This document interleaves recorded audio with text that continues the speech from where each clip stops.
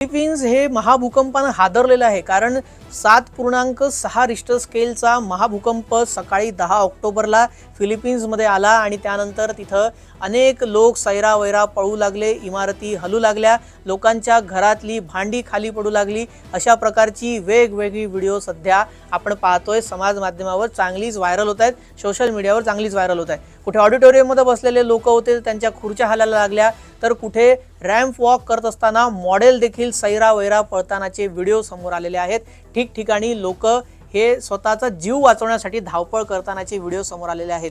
हा जो भूकंप आहे हा 2 आठवड्यानंतरचा हा दुसरा भूकंप आहे। याआधी देखील 6.9 रिश्टर स्केलचा भूकंप फिलिपिन्समध्ये झालेला होता आणि त्यावेळेला 72 लोकांना आपला जीव गमवावा लागलेला होता।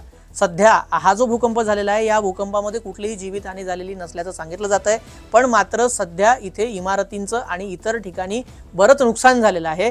त्या संदर्भात डॅमेज कंट्रोलचं काम सुरू आहे, बचाव कार्य देखील केलं जात आहे। आणि महत्त्वाचा भाग म्हणजे आता पुढचे 48 तास फिलिपिन्ससाठी फार महत्त्वाचे असणार आहे, कारण सुनामीचा धोका आहे। सुनामीचा धोका अशा प्रकारे की 1 मीटर उंच लाटा उठण्याचा इथे इशारा देण्यात आलेला आहे।